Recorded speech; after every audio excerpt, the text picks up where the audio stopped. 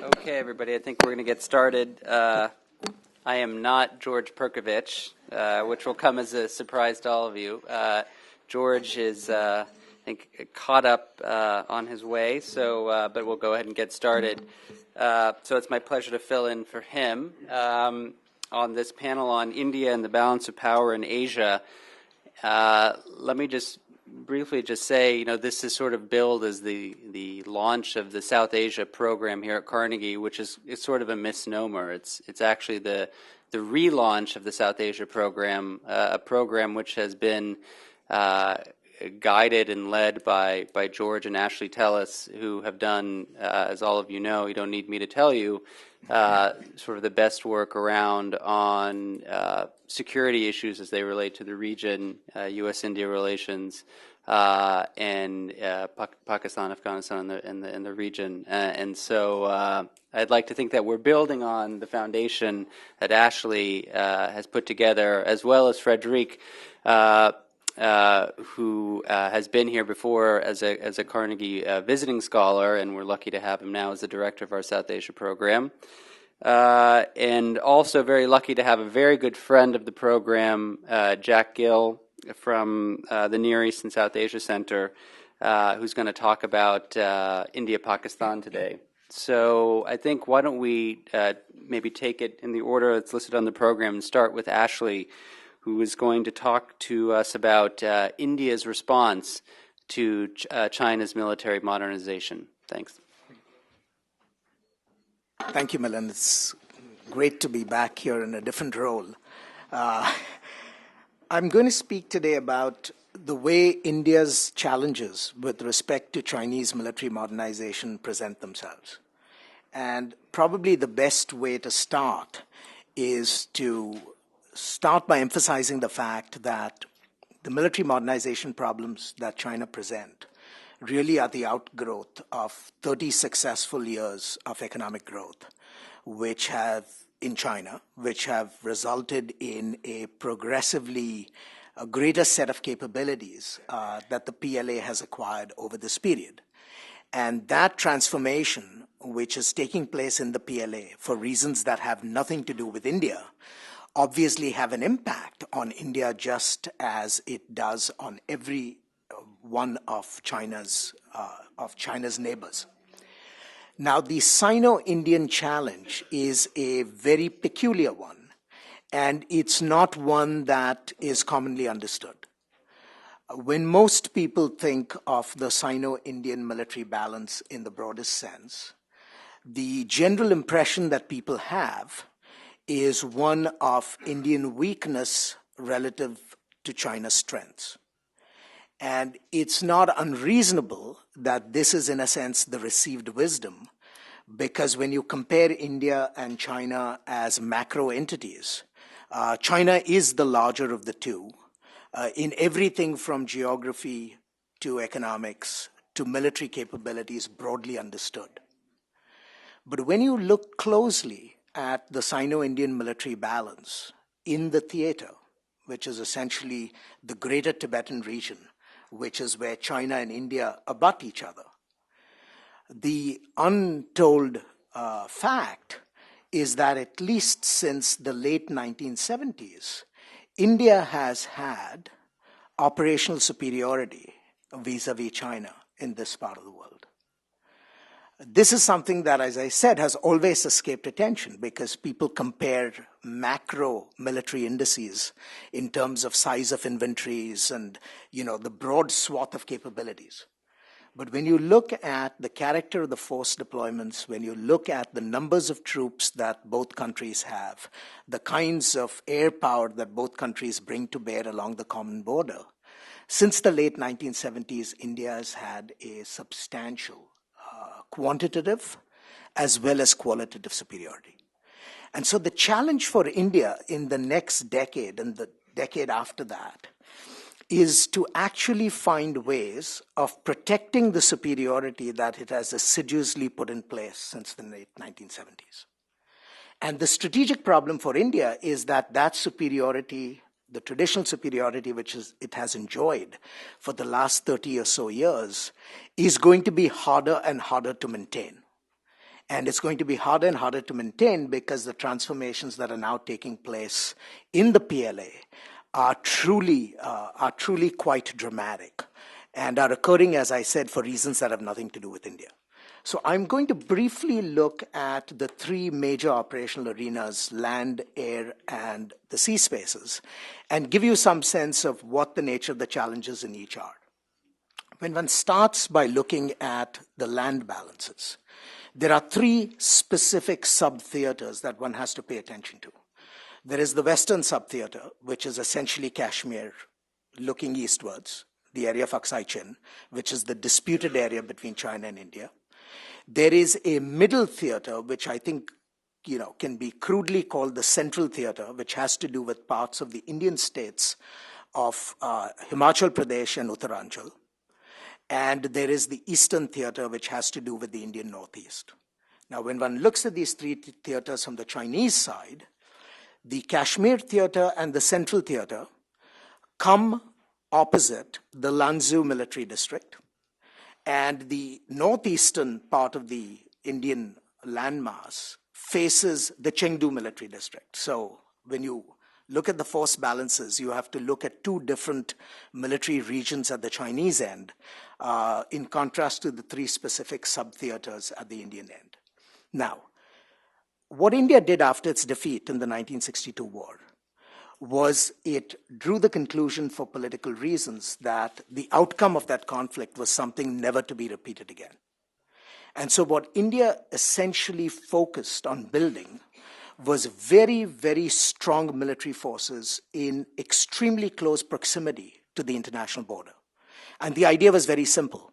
If you can pack the international border with very robust military formations, then what you end up doing is having the capacity to mount, what military scholars would call a forward defense.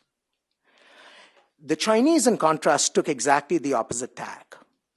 They decided that they were going to defend the border in normal times, primarily through the use of paramilitary forces, which are essentially border regiments, supplemented by reserve elements, which are either the militia or elements of the People's Armed Police.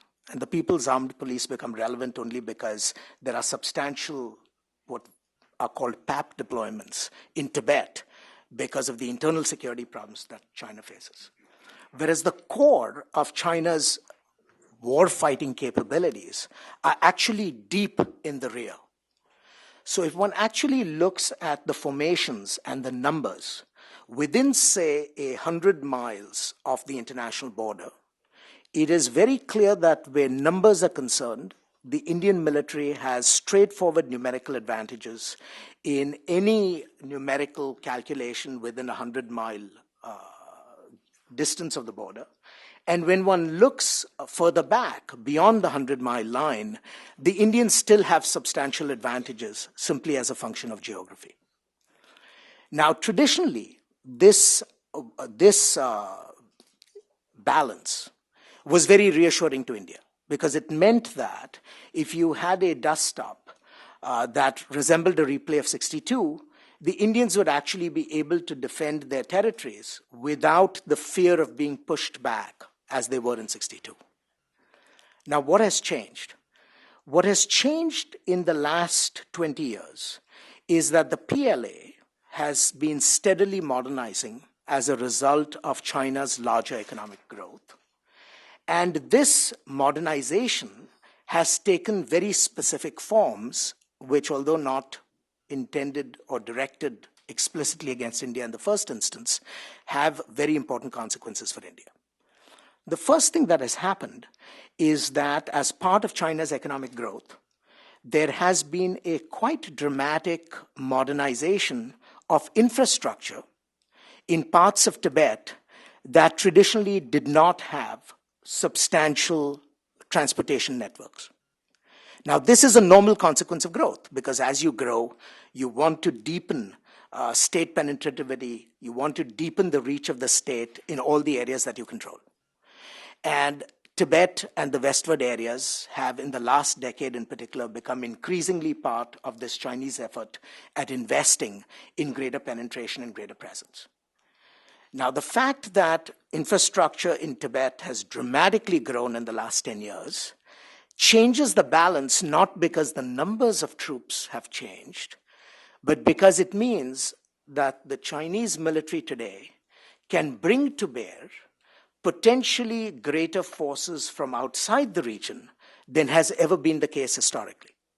So when one thinks in terms of balances, for the first time now, India has to look at not simply numerical balances which are static, that is Indian troop levels relative to Chinese troop levels in the two regions, but for the first time look at dynamic balances, that is the ability of the Chinese state to bring troops from outside the two MRs that I identified, Langzhou and Chengdu, and thereby potentially change the balance in a conflict.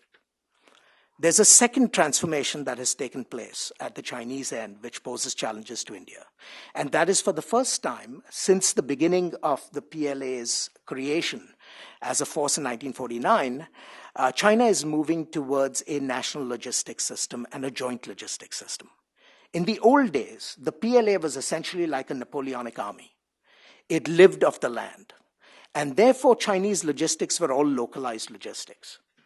When the logistics revolution began to unfold about 10 years ago, the Indians had to reckon with the prospect that for the first time, Chinese formations that were deployed in the areas that they were could actually now access logistics that lay beyond the physical areas where these group armies were located. Now, this in turn has the implication that China, in theory, could sustain much larger forces in a conflict than they historically could. And the third transformation that has taken place in the PLA is that command and control, which traditionally was focused very much within the MR, is now slowly evolving towards arrangements where the Chinese military can now control much larger kinds of forces from across the military regions. All of this means that if you are an Indian land forces planner, you have to reckon with the possibility that you will face much larger Chinese forces in a conflict than you had originally anticipated for. And this is the challenge that India has to cope with. It has responded in 2 or 3 ways. It has responded by attempting to build up its own infrastructure along the borders, but that progress has been very spotty at best. It has attempted by building up its own conventional forces, and that is a process that has begun seriously only very recently, about 2 to 3 years ago, and conservatively speaking is at least 5 years away from being complete. And given the delays and the slack in the Indian modernization program, there's every likelihood that it'll take much longer. And the third effort, of course, that the Indians have made is to simply throw money at the problem. But unfortunately for India, the flexibility that the Indian state has in terms of resources is actually thinner than people often realize. And so it is entirely possible that although the ambitions are great with respect to throwing money, when there comes time for actually appropriating those resources, the Indian state may simply not have the financial resources to do this. So there is an issue that has to be dealt with, which we have not seen the last word stated. I'm going to say a few words on the air balance. I'm not going to talk about the naval for a very simple reason, that the two theaters of operation of the Indian Navy and the Chinese Navy are so different that unless one posits some major intersection of the two interests in the Indian Ocean, which is likely to happen but not anytime soon, the naval dimensions of the balance can be left aside for discussion, at least at the moment. But I want to talk about the air balance because the air balance is going to be critical because it does affect the way both China and India think about the standoff in the Himalayas. Historically, the Indian Air Force, just like the Indian Army, had tremendous advantages vis-a-vis China. In fact, not too very long ago, the size of the Indian Air Force, where its late generation aircraft were concerned, were larger than the comparable component of late generation aircraft in the PLAAF. So if you compared late generation Indian forces and late generation Chinese forces, the Indians actually had a numerical advantage. Because of the transformations that have taken place within the Chinese military in the last decade, we are now reaching a point where the Chinese late generation contingent in the PLAAF will be larger than the entire size of the Indian Air Force itself. This is a transformation that will be seen quite clearly within the next decade. That there will come a point where the numbers are going to be so radically different that China's late generation aircraft are simply going to be larger in size than the entire IAF. The second advantage that India had was that it had a much larger number of air bases along the Chinese border than China comparably had on its side of the line. As a result of modernization that has occurred within the last decade, that too is slowly changing. Now, the Chinese still have one major problem, particularly on the Tibetan Plateau, and that is even the new Chinese air bases that are being developed are air bases that exist at relatively high altitudes. And as people who fly airplanes will tell you, the moment you have air bases at high altitudes, it reduces the efficiency of the aviation platform dramatically. The air is very thin at high altitudes. You do not get lift.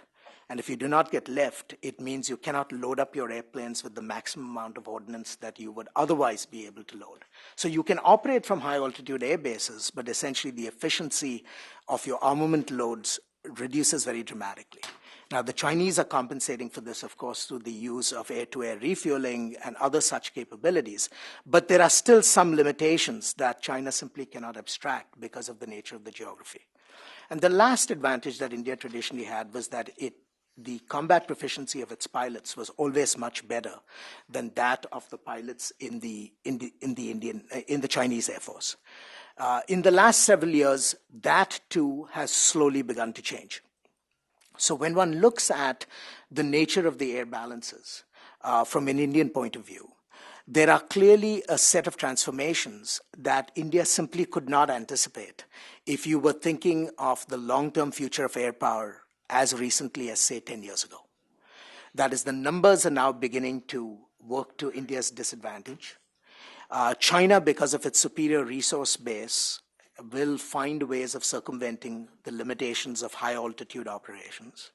And the third is that China will, as it acquires new combat airplanes, will slowly develop the air-to-air combat proficiency that it historically never had. There is a fourth element, which to my mind is actually far more serious and which India has not paid as much attention as it probably ought to. The Indian Air Force has always prided itself on being able to fight and win air wars in the classic sense that occurred in World War I and World War II, which is to generate the largest number of sorties, find the adversary in the air, do what fighter pilots like to do, which is, with their white silk shawls kind of dogfight, and blow the other guy before, the air engagement ends. That's the way the Indian Air Force planned for its operations traditionally and continues to do so to this day. The Chinese military, in contrast, appears to be gravitating towards a model that is somewhat different. Recognizing China's limitations in air-to-air combat, Chinese military strategy focuses very much not on meeting and defeating the adversary in the air, but preventing the adversary from getting into the air in the first place.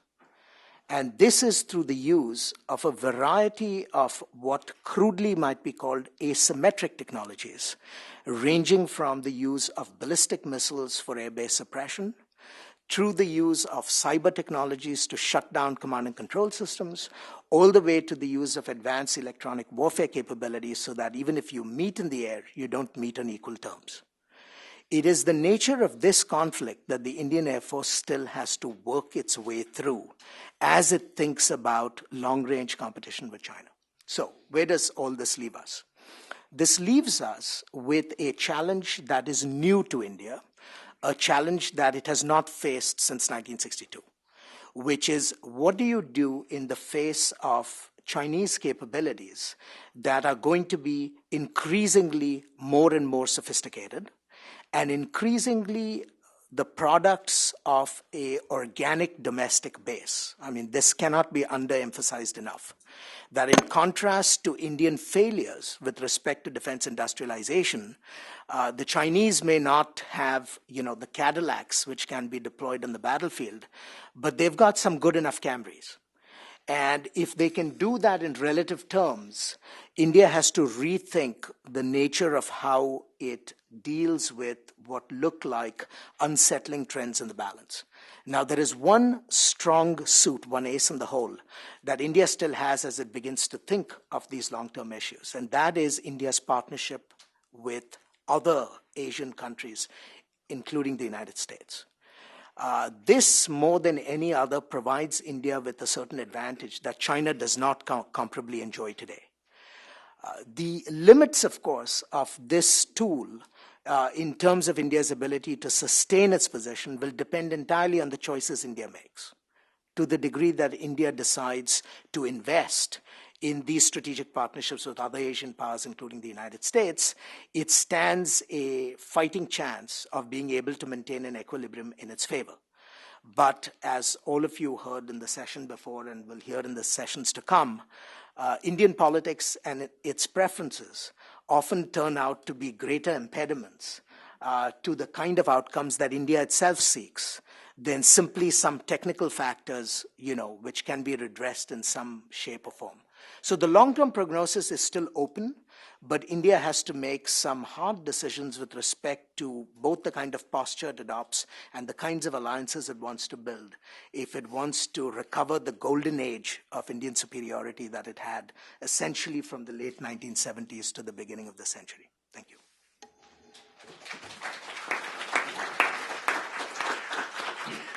Thank you, Ashley. We'll turn next to Frederic Grar, who, as I mentioned before, is the director of our South Asia program here. And as Vikram in the previous panel had mentioned that he was unsuccessful in sort of finding out more hard details about India's Look East policy. Luckily for us, this is something that Frederic has been working on, will continue to work on a new major project on that. He's going to speak to us about right now. Thank you, Milan. Unfortunately, I don't think I'll be able to give you data and more precision, and I will simply satisfy myself by including some of the remarks which have been done before. But what I want to highlight over the next 10 minutes or so, which have been allotted to me, is simply insist on the Look East policy as a strategic dimension. What started in the 90s as essentially a way to attract foreign direct investment and increase trade with Southeast Asia has evolved towards something much larger, a full spectrum engagement with a number of powers, not only in Southeast Asia, but far beyond in East Asia itself. And I, of course, have in mind the reservation that our colleague Vikram expressed just before. The second, I would like to examine briefly its evolution and also its limits. And the limits potentially are of three kinds. There's the question of India's capabilities. Economic capacities have been mentioned. Ashley just mentioned the question of military capabilities and the hard questions that India will have to face. I would add to that also the question of political capabilities. I would also discuss the question of perception of India by its potential partners in Asia, as the discussion of India as a strategic actor, and finally, the difference of perception on regional security. And third, I would like to briefly open a discussion of this question of alliance in a way, and articulate the Look East policy with the larger question of India's strategic thinking, and in particular one specific aspect, which is the question of strategic autonomy. So everybody knows the Look East policy as this economic policy towards Southeast Asia. And Vikram underlined the fact that perhaps there is not much in the Look East policy which explains the actual growth of trade between India and Southeast Asia, but perhaps there are reasons for that. Perhaps the economic aspect were not the only dimension of this economic policy. I mean, it is the Lucky's policy from the beginning, although there were different priorities, of course, over time, was a comprehensive strategy with a political, of course, but also economic and strategic dimension, which aim not only at getting the objective that I just mentioned before, getting FDI, getting gross trade, but also preventing Asia from being dominated by one single major power. And from the very beginning, what we see is the insistence of institutionalization of the linkage, including the economic linkage between Southeast Asia and India. And this marked not just the willingness to give a framework to the economic dimension, but also to assert India's presence through this economic means. And, this disconnect between the objective, which we can see, in fact, between the objective of each or almost each of the FTAs and the actual economic content, this disconnect can also be explained partly by this economic reason. Now, let me consider the more strategic dimension of it. I mean, the strategic consideration, although they were not the prime objective, were always present. I mean, the Lucky's policy also starts from the fear at the early 90s of a strategic vacuum in the Indian Ocean and the fear that China may be willing to fill in. And that was present from the very beginning. So, again, I mentioned the institutionalization of the economic links. I mean, this was also an institutionalization of all links beyond that. And what we see is India becoming a full dialogue partner of ASEAN in 1995, becoming a member of the ARF in 1996, and starting annual bilateral summits in 2002. So India gradually became more present in Southeast Asia. India asserts itself in the region. But all these steps were only the phase one of the Lucky's policy. And what we see emerging quite late in the process, and it's only in 2003 that Jaswant Sinha, then the Foreign Minister of India, started talking of the phase two of the Lucky's policy. And the phase two is essentially two things. It is the extension of the domain covered by Lucky's to the strategic field, and this is also the assertion that India would look to East Asia and not just to Southeast Asia anymore. Again, there is also, of course, the question of gap between the intention and the actual policies, but this is stated officially in 2003. India looks at Japan, India looks at South Korea, India looks at Australia. It's only later than this relation materialized, but this is definitely an intention. I mean, this is confirmed in 2004 by the Prime Minister, and in 2006, we have Manmohan Singh again saying that the Lucky's policy is not merely an economic policy, but a strategic shift in Indian vision. So this is not just talks. I mean, there are some incremental steps taken. I mean, I'm not going to mention everything, but I mean, let's speak of the joint military exercise with Singapore, for example, that existed before. They are being intensified. There is the 2003 Defense Cooperation Agreement, which makes India, in fact, the most important regional partner of Singapore in this way. There is a willingness to transform the political alliance with Vietnam into a much more broad-based and security-oriented relations.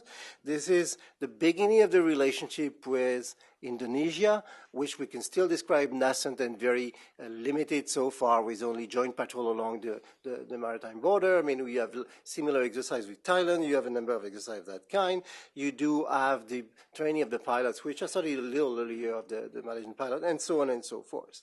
What's interesting in the process is that it looks like India is developing ties with a country on the peripheries of China, but it's also at the same time that India is also normalizing its relation with China in 2003.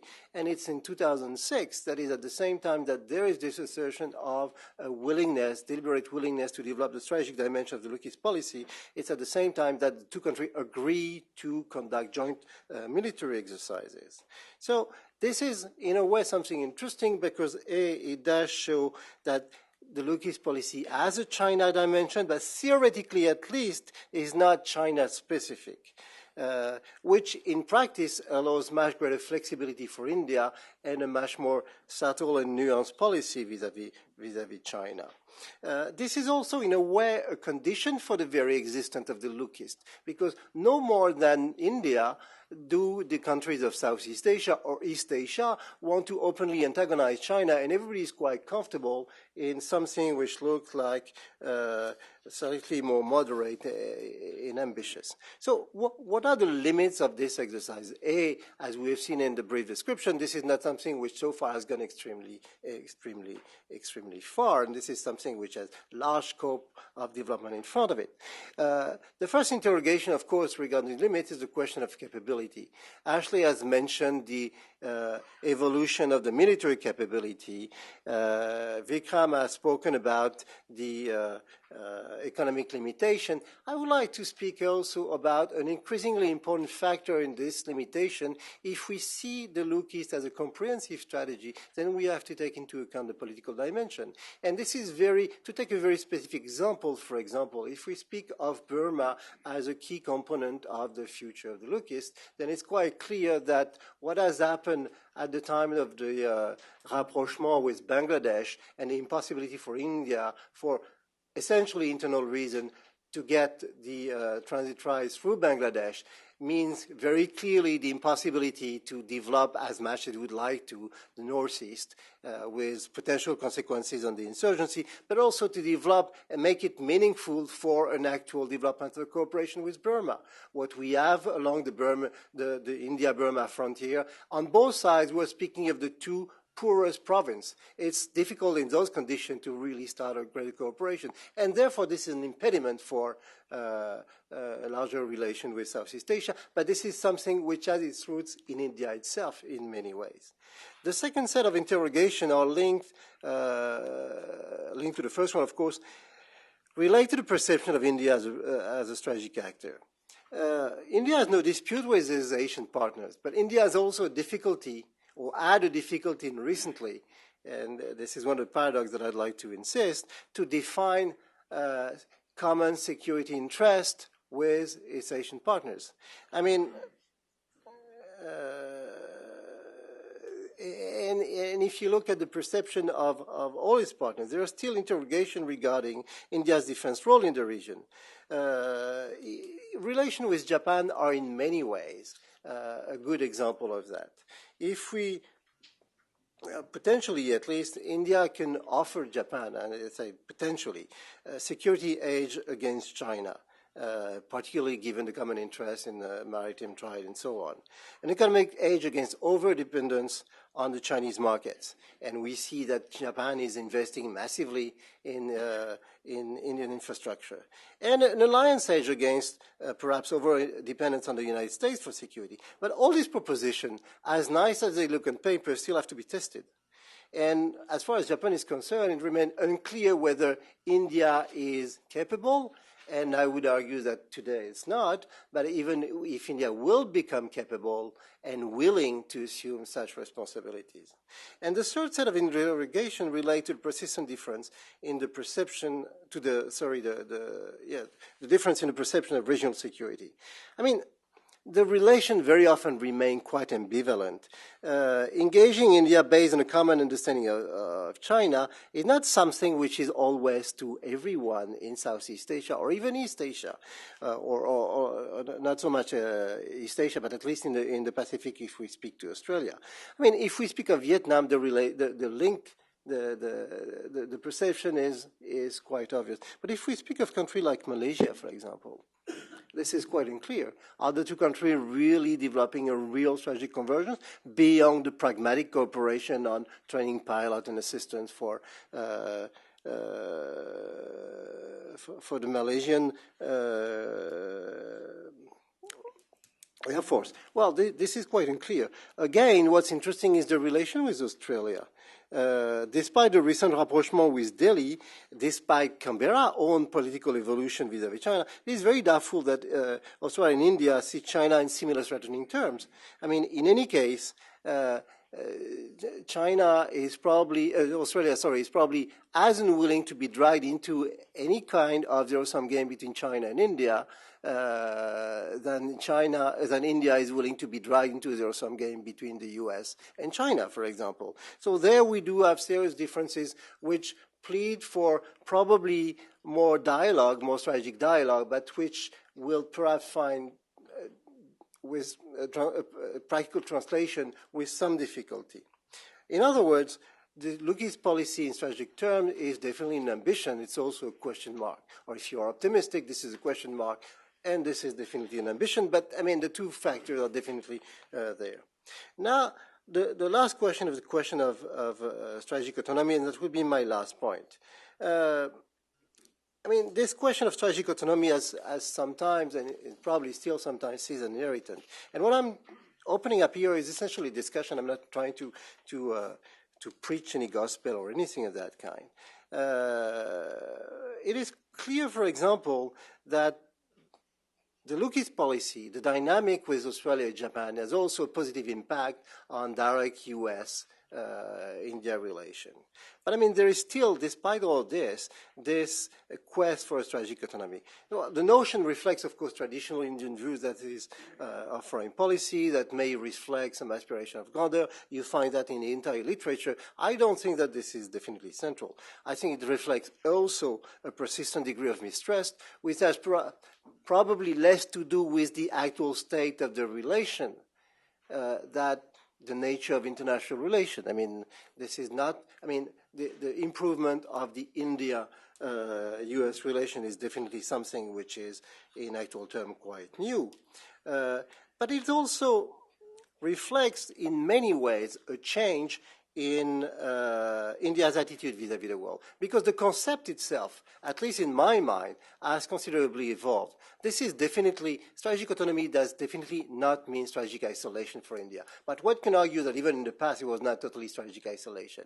It is not just maintaining adequate or perceived adequate distance with the US. This is something else. And I would submit to you that Indian decision makers today understand strategic autonomy more as a leveraging of the forces of a partner country in a situation of strategic convergence while retaining, to the extent possible, the autonomy of decision. And I think that it makes quite a difference because you insist on the question of autonomy of decision while at the same time being able to partner with somebody. So the whole Lookie's policy is an evidence of that. This is no longer isolated India. And in the situation it found itself in the early 90s, I mean, the Indian decision maker definitely recognized that there is no other way than being more integrated with India, with Asia, and look for regional cooperation. Similarly, they definitely no longer exclude any cooperation with the US. But at the same time, it is quite clear that their concept of strategic autonomy supposes the existence of a strong counterbalance to China. I mean, what they actually do is they evolve in one given space, which is likely to persist as the cost of a potential, or the potential cost of a conflict of whatever kind between China and India is likely to increase over time. And therefore, I mean, we can imagine a situation where both sides will be increasingly reluctant to engage each other in conflictual terms. So in that space, it makes a lot of sense to keep a degree of autonomy. At the same time, and this is a consequence of that, India cannot align itself too closely with any power. So, you know, the Lookies, in a way, cannot exist, at least as a leverage, in a situation of total polarization between China and the US. So this is not just a delusion of grandeur that is being manifested through this question of strategic autonomy. This is the condition for existence of the Lookie's policy. So, to conclude, I don't think that it should be seen as a problem for the U.S. And I don't see why it's such a problem. Neither it is something which is simply be considered as a fact of life, which anyone has to accommodate. It does also give flexibility, because in a country like India is perfectly able to manage its day-to-day relationship with difficulty, with many flaws, with whatever you can imagine, but it's perfectly capable of managing its direct bilateral problem with China. And there is no contradiction in saying that at the same time it does need the presence of a stronger thing. So where really is the problem? I think that the advantage, the value of the Lookie's policy is that it's a non-confrontational way of managing China in many ways.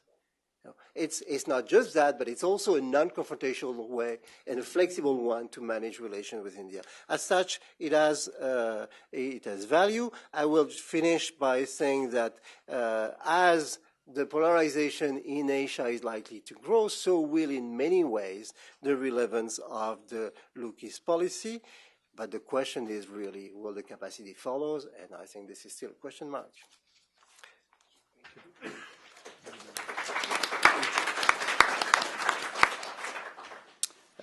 Thank you, Frederick. Last but certainly not least, we have Jack Gill, professor at NDU, the National Defense University, and also an associate professor at the Near East South Asia Center, who is a very good friend of the program. In fact, I think this week alone, and you've been here for 3 days out of 4, and we haven't even gotten to Friday for various Carnegie activities. So thank you for putting up with us. And Jack is going to speak about India and Pakistan. Thanks. Well, thank you. It's certainly not a question of putting up with, but rather enjoying both my colleagues here at Carnegie and all of you who come to attend these events. I have to start, of course, with the standard disclaimer that I am a government employee, and what I have to say is entirely my own opinion. Please do not attribute government stance, position, or anything else to my remarks. They're entirely mine. And certainly the second caveat that's owed here is that in 10 minutes or so, so as not to irritate my friend Frederic, I can barely begin to cover such a broad topic as the India-Pakistan situation looking into the future. But let me start with a couple of comments on the current situation and near-term prospects, then overlay on top of that some persistent concerns regarding this bilateral relationship, and then try to highlight some salient implications for the near term and the midterm, my theme here being crisis management, as you will see, and then conclude with some brief observations. Again, I'll try to be very brief here so as to leave time for discussion and to not incur Frederic's wrath. Starting with the current situation, the short-term outlook, I will, with due apologies to Sergio Leone, look at the good, the bad, and the ugly. Starting with the good, it's important to recognize that the 2003 ceasefire that India and Pakistan agreed to has held for nearly a decade. This is by no means a small achievement, especially if we consider that the line of control in Kashmir used to be the venue for very routine, something we in the States, if you weren't following this stuff routinely, these were exchanges of everything from machine gun fire to heavy artillery duels involving sometimes dozens or tens of artillery shells going back and forth. In other words, a situation that would have been classed as a war almost any other place in the world. So the fact that the two countries have managed to maintain this ceasefire since 2003 is quite notable. It's also good that the cross-border and cross-line of control trade and bus services that were interrupted by the recent spate of firings, raids, and accusations earlier this month have resumed. So that, too, is a good sign. But there are also a number of bad signs. And in the first place, this spate of firings, raids, and accusations highlights the fragility of the situation along the line of control, as well as the fragility of the larger India-Pakistan bilateral relationship, in my view. I think there are two dimensions of this fragility worth putting into prominence. In the first place, that the generally favorable trajectory of the India-Pakistan dynamic that we've seen over the past several years has suffered, I think, rather a serious setback, especially in an atmosphere that's been rather badly poisoned by virulent media rhetoric. Although some of the activities have restarted, as I just mentioned, disruptions in sports and cultural exchanges have left a very bitter flavor. In other words, have been damaging to the atmospherics that had been actually quite positive. Moreover, the key concrete measures that had been proposed are now in limbo. Those include a new visa regime, the Pakistani granting of most favored nation status to India, and the prospect of the first Indian visit by a prime minister to Pakistan in about 10 years. Second, the prospects, in my view, for improvement in the near term, that is at least until the beginning of 2015, are rather dim. Pakistan, as we all know, is about to enter an election season under a caretaker government. That new government, whatever form it happens to take, is unlikely to settle in until sometime in the fall of this year, so September, October, or thereabouts of 2013. And other changes in Pakistan are coming at about the same time, with the projected retirement of the current Chief of Army Staff and the current Chief Justice. Those also might militate against significant resumptions in the thorny India-Pakistan relationship. And just as Pakistan is getting its government organized, India will be in election overdrive. Of course, it's because they're parliamentary systems, elections could come at different times, but certainly by the end of 2013, India will be very heavily focused on the coming elections that would take place sometime in the spring of 2014. And some analysts would argue that India is already overshadowed. Its policies are overshadowed by the elections of early 2014. All of which pushes off serious change on the Indian side, at least until the autumn of 2014, when its new government gets into position.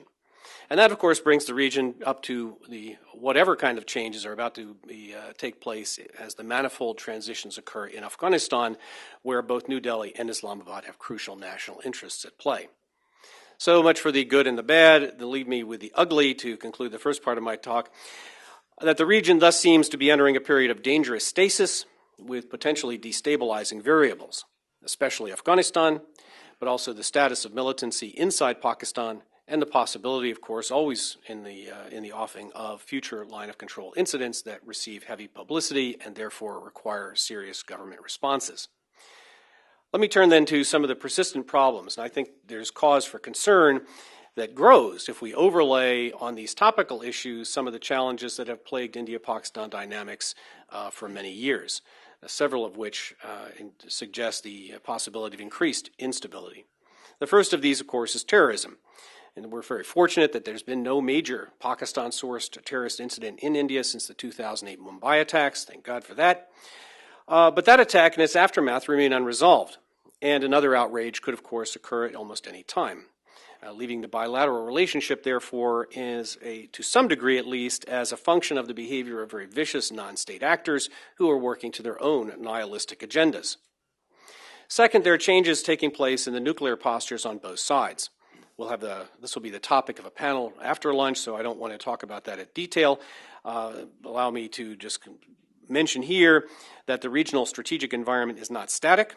Instead, it is becoming more complex and more dangerous, with doctrinal and technical changes in the offing, such as Pakistan's evident interest in tactical nuclear weapons, the dynamic between this Pakistani interest in tactical nuclear weapons and Indian conventional options, interest on both sides in expanding their nuclear arsenals to sea, the real or perceived, in some cases I think the perceived issues are perhaps more powerful than the real ones, concerning ballistic missile defense.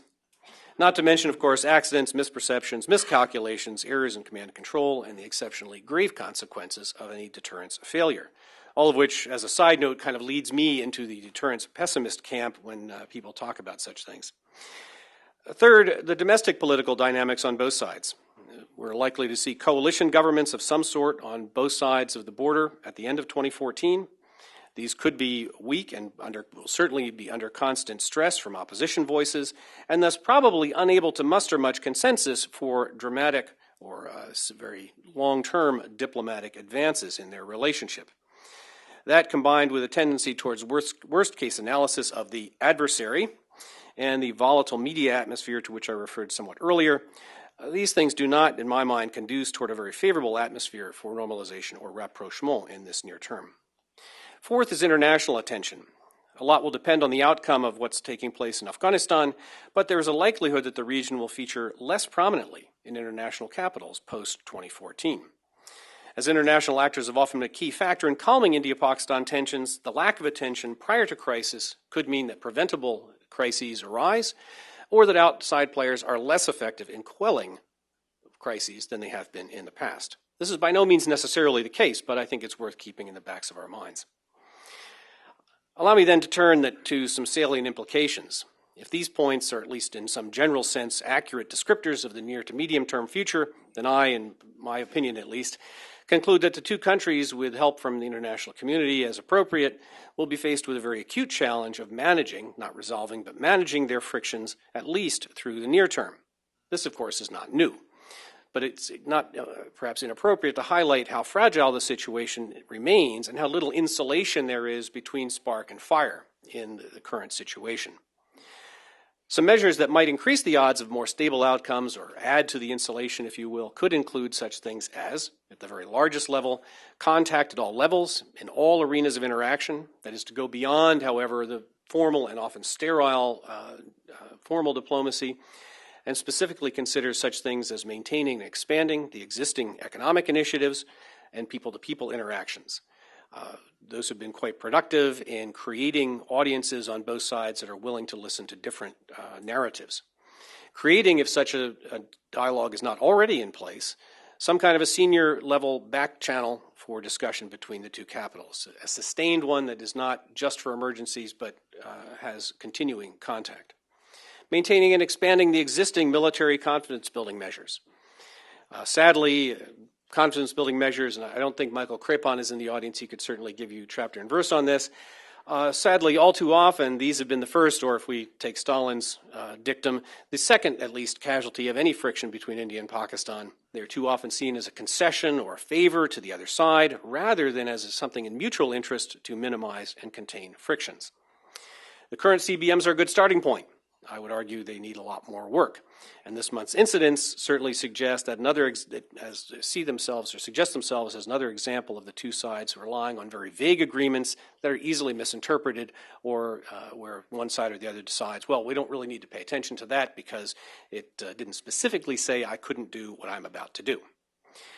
Going beyond CBMs, however, I think there's a possibility to investigate arms control measures, a side benefit of which would be to bring serving military officers together to talk to one another, and for both sides to kind of learn and understand each other's deterrence vocabularies.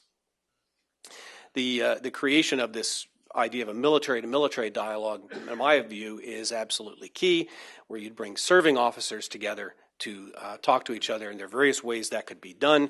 It doesn't have to be joint staff talks. You could have all sorts of topics that are not necessarily impossible for the two to discuss, but where you'd have people who are actually in uniform meeting with each other on a routine basis. There's also the possibility of creating opportunities through bilateral or trilateral dialogue on Afghanistan to minimize misperceptions, limit frictions, leading up to and going beyond 2014. Those are just a few ideas. There's certainly many other prospects that the imaginative people in both capitals could put forward, but I would just offer those as a few starting points. So what can we say here to wrap up a very broad overview of a very difficult and historically labored, burdened topic? First, the region, in my view, is in for a very bumpy ride over at least the next 2 years. There will be a lot of potholes, and those members of the international community with an interest in South Asia will be hard-pressed to craft policies that respond to these challenges, let alone trying to shape favorable or stable outcomes. Management, as I mentioned at the outset, of the rivalry will be key to a safe transit of this period, but that's not going to be easy. The second, successful transit will require leadership on both sides. That's including top-down direction and oversight of the, if you will, the strategic constables. We often talk about in military operations, counterinsurgency, the strategic corporal, the strategic sergeant, whose actions at some village level have repercussions at the national level. Well, the same applies, of course, in a situation like this, where the constable who meets the visiting delegate from the other side and treats him rudely, that immediately reverberates much more broadly than what that constable is thinking of or that bureaucrat is thinking of. And so that kind of leadership that soaks down to the very bottom levels, I think, will be important. And just getting ahead on both sides of the potential for very jingoistic media that feeds on itself and then limits policy options because of what's been out in the public, in the ever-expanding television channels in particular, and other media venues in both countries. Third, in my view, most of the action and initiative will have to come from New Delhi and Islamabad. Outside actors, including my own country, can and should encourage both sides, but the ability of outsiders to influence, especially in crises, will be contingent upon acceptance from both sides, and it will need time to deploy whatever influence we have to wield. I think this is the ability of outsiders to influence these things has declined over time, and that sudden or unexpected crisis may not permit us either the time or the acceptance to deploy whatever influence we might bring to the table. On that cautionary note, I will turn things back to Mr. Milan, and thank you for your attention. Thank you. Thanks. So it's 12:35. We have about 20 to 25 minutes for questions before there's a mutiny and everyone wants to go downstairs for lunch. So why don't we start here with this gentleman here? If you could just wait for the mic and please identify yourself. Thank you. My name is Kwame. I'm with the Cindy American Political Action Committee. My question is, with the recent, well, fairly recent announcement that the Obama administration supports India in their election to the UN Security Council, how would that affect their relationship with Pakistan? What lucky soul wants to answer that?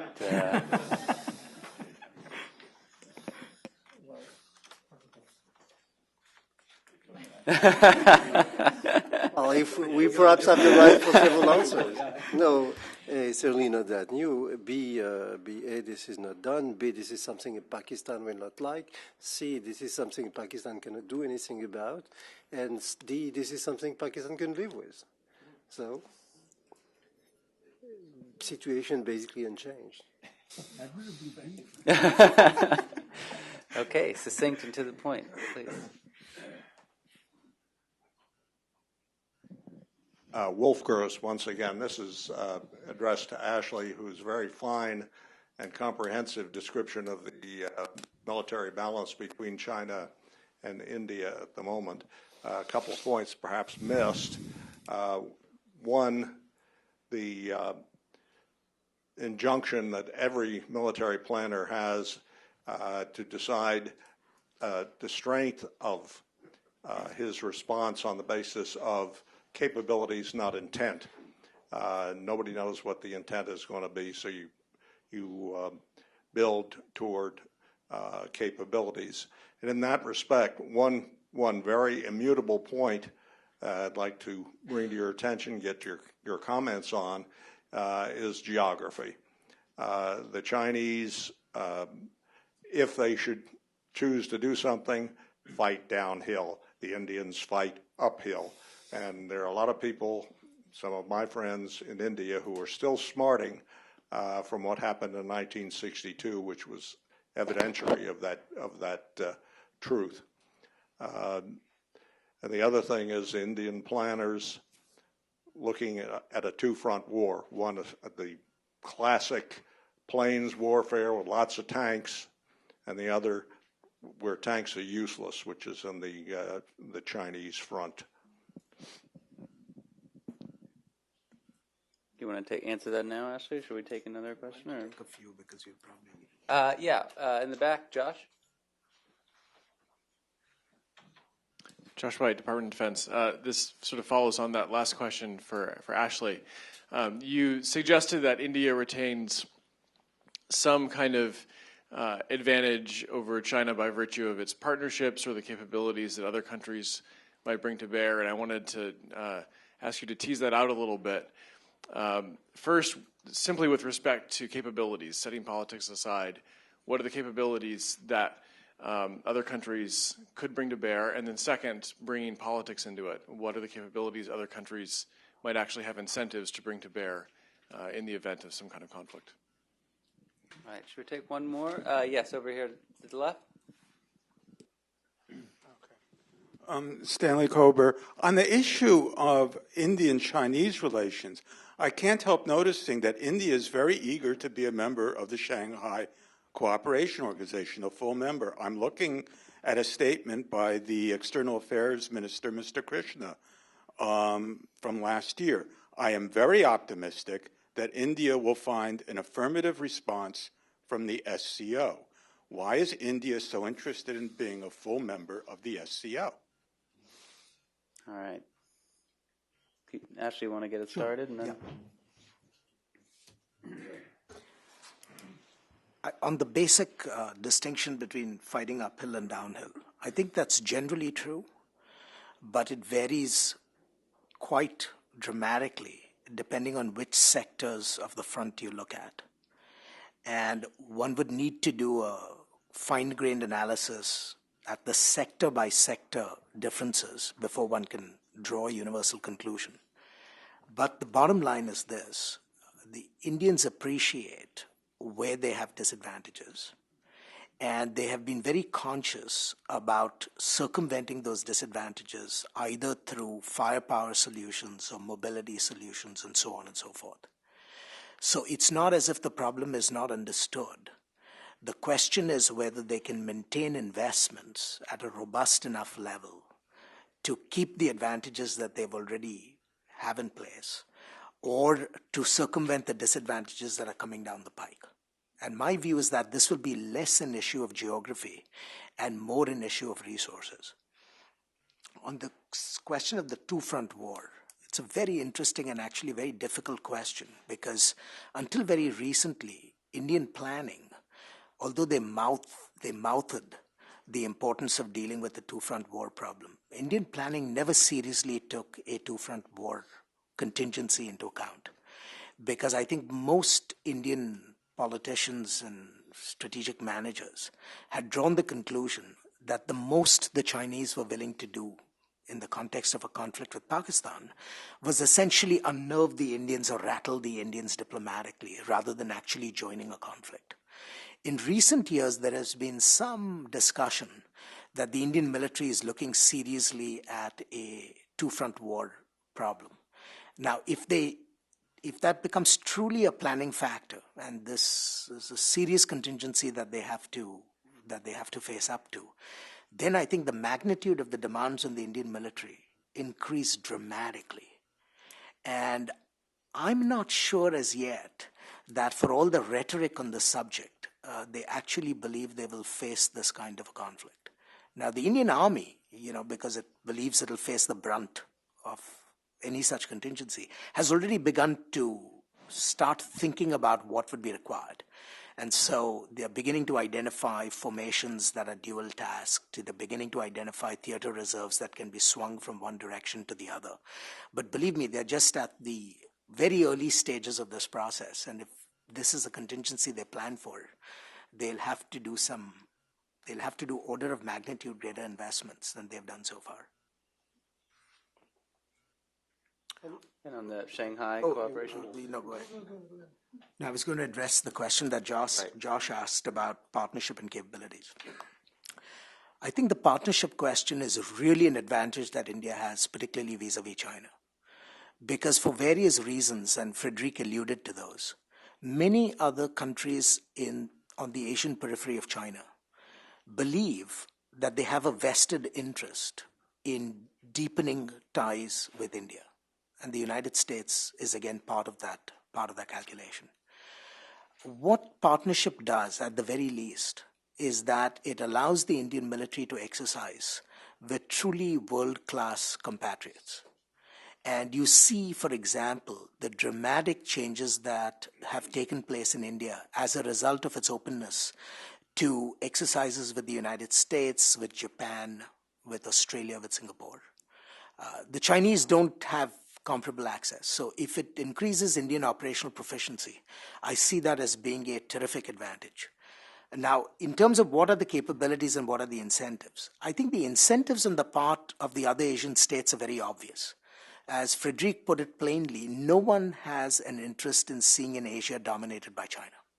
And so everyone is interested in building relations with India and others to enmesh China in a region where conflict becomes less and less probable. So the incentives question, to my mind, is in the category of self-evident truths. Everyone has an incentive to build a set of relationships across Asia that, in a sense, bind the Chinese in the best possible way, right? What are the what are the issues with respect to capabilities? I think you have to answer that question on a country-by-country basis. But if you look at the United States, for example, I think the U.S., particularly in the last 4 years of this administration, has made some dramatic improvements in the kinds of access that the United States is willing to offer India in terms of capabilities. I see the real limitations now less at the U.S. end.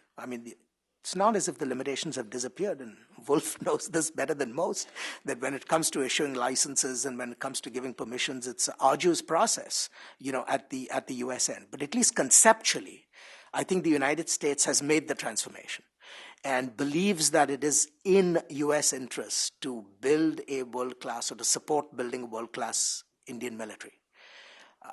Whether India can, in a sense, take that at face value and run with it, I think is an issue that is not yet settled. And it goes back to some of the issues of strategic autonomy, to some of the issues of anxieties about supplier reliability, and so on and so forth.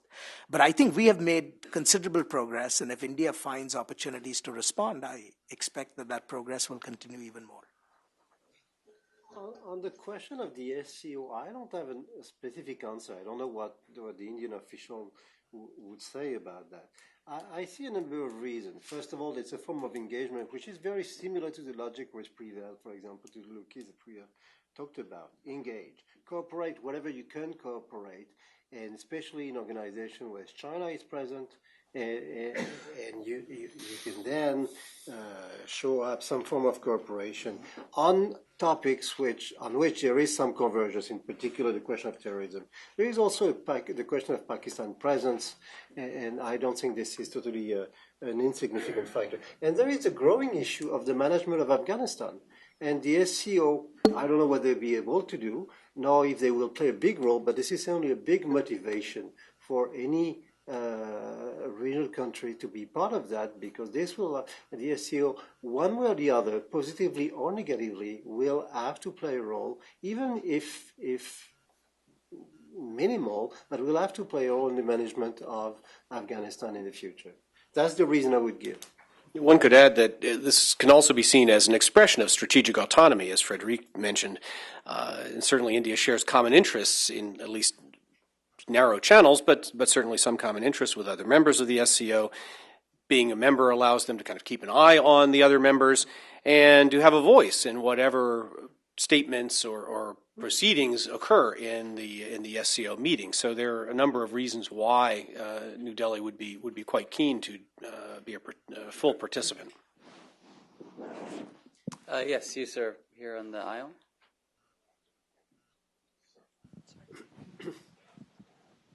Marvin Weinbaum, the Middle East Institute. This is for Ashley, but perhaps also Jack. Ashley, if you had been talking about conventional forces and the subject were India, Pakistan, your second sentence would have something about red lines. Now, in the course of your remarks, there was no suggestion of that at all. Does that mean that the threshold here is so high that one can contemplate the kind of extensive ground war that you're talking about, and then therefore nuclear weapons are not a factor at all? To take one more, you had your hand up. Bill Tucker, I want to thank the panel for the comments. Ashley, this question is directed at you. I was intrigued by your comment about the Indian forces being trained on the border and the Chinese having less trained forces on the border, and ask your comment about how that works. It didn't work very well for us in Korea when that's what the Chinese did. They threw these untrained forces at us to sort of probe to what you're going to do, and then they send in these trained PLA forces, which of course surrounded our army, and they had to retreat from Korea. And it seemed like that's the Chinese strategy, sort of probe with untrained forces or not as well trained forces, and then to send the PLA trained forces in masses. And have you comment on that? There's one more, please, sir. As Scott Hember from the National Intelligence Council. To Jack's comments, the role of the Indian election in Indo-Pak, I look back to 2003, 2004, when many of us thought the BJP wouldn't take a bold step towards Pakistan because there was an election coming up. And in fact, they did. I wonder if the situation is so different today that that's not a useful precedent, or if perhaps we need to be more cautious when looking at the role of Indian domestic politics and India-Pakistan relations. Thank you. All right.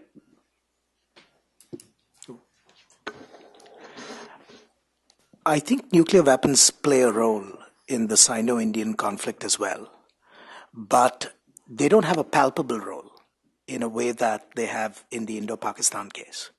And that is because, in my view, from a Chinese point of view, most of the territories that they are disputing with India really have marginal value. They're very important to India, and India controls the territories that it values, which are particularly in the east. So what you have is you have a kind of a nice equilibrium. China controls the territories that it values in the West. India controls the territories that it values in the East. Both sides recognize that to wrest control of the territories that the other side has is going to be an extremely long and very painful operation, and therefore not worth the costs. So in a sense, the asymmetry in the objectives leaves you in a position where no one has to make an effort at getting what the other side has. You only have to make an effort protecting what you already control. That's point number one.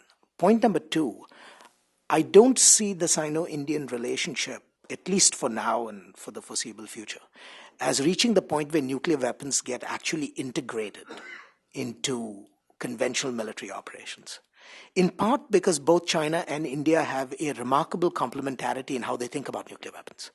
That is, they think of nuclear weapons as essentially symbolic assets which have great political utility for purposes of deterring blackmail, but they don't think of them as war-fighting weapons that can actually be employed on the battlefield.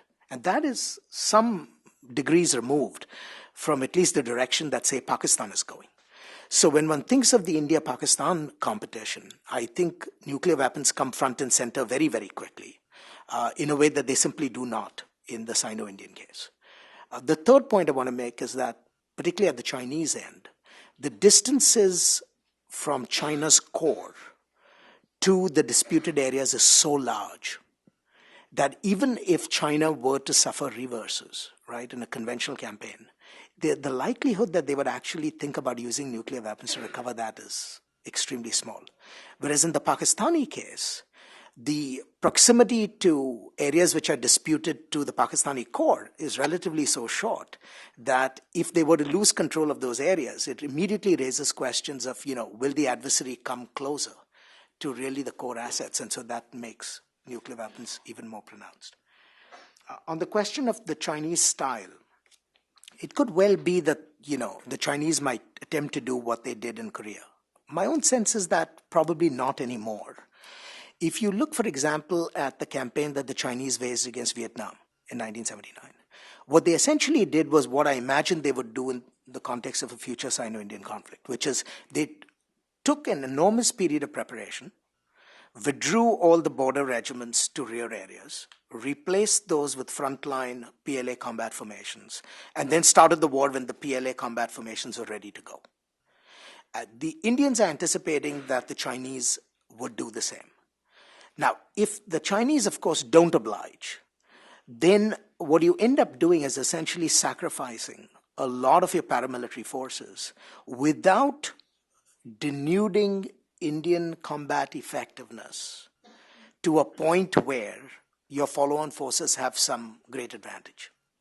So, if you are setting out to simply write off large numbers of paramilitary troops in an initial phase of war, that would be a sound strategy, but I just don't see the benefits that accrue to the PLA if they were to do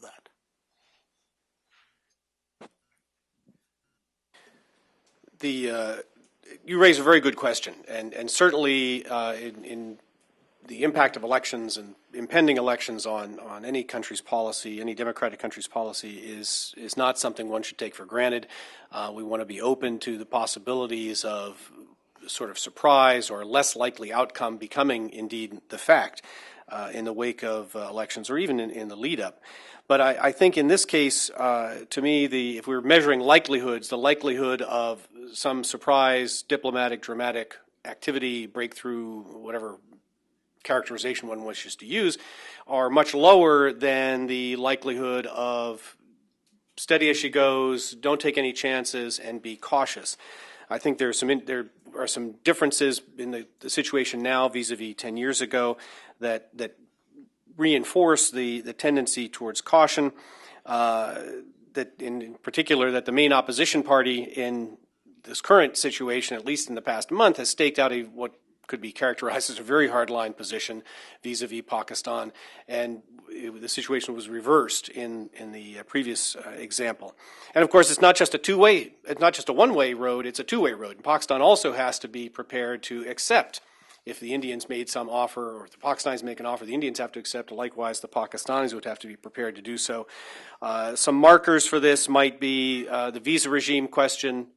when do the two sides decide they're ready to implement that? The granting of the MFN status from Pakistan's side to India.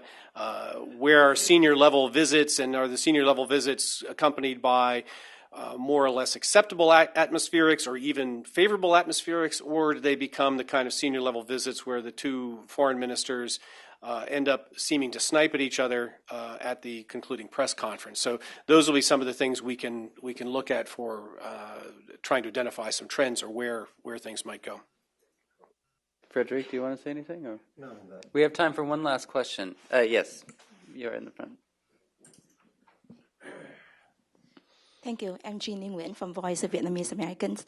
Let's tie everything back to economy, sharing resources. And Dr. Tallis said that he wouldn't talk about naval, but to the theme of economy, sharing resources, and the freedom of navigation somehow all tied together. So I'd like to ask all the panelists to suggest something that India can actively do from now until to project a safer, more stable, with positive improvement for India itself, and at the same time maintain the stability in the whole region in the economy point of views. To that, I want to ask, do you think the geopolitical positions of Taiwan, of Vietnam, and of Japan in the East Asia and the Southeast Asia have any concern to India in the look-east strategy, autonomy, strategic autonomy you're talking about in all 3 points: economy, self-defense, maintain its current control, and expanding itself in all aspects. To that, where do you see the U.S. can help? Okay, that's a very large question for 2 minutes. So, does any one of you want to try to tackle that? I think that in many ways the question had been answered, and I know that the answer was frustrating because there is so far no real answer to that. If you speak of the economy, we can look at the set of economic relations that India has started with all those countries. But since you mentioned Japan, I mean, you look at the trade relation between Japan and India, the second and the fourth economy in Asia, right? Then it's only 1% of Japan's total trade. So this is part of the answer. This is not the complete answer, but this is part of the answer. On self-defense, again, I mean, what do we have? On defense, I mean, what do we have between Taiwan and India? To my knowledge, we don't have much, if anything. Between Japan and India, we do have joint exercises with Singapore, with the U.S., and so on. This is, as Ashley indicated, perhaps the best contribution because this is bringing the Indian Navy to international standard, and there is clearly in our own Navy, its own exercise, and I've seen quite an improvement in the level of this exercise. But beyond that, this is a question mark for all India's partners. And I don't know what the other aspects were, but I mean, again, relations with India are something of a paradox because everybody is signaling China something through its better relation with India. Everybody hopes, but everybody is uncertain as to what it will become. This is not to say that nothing will happen. This is not to say that no major step have been done, but we are neither really here nor there yet. And just as for the question of modernization in Tibet, our choices will have to be made, and we're not there yet. Please join me in thanking all of the panelists for a great discussion.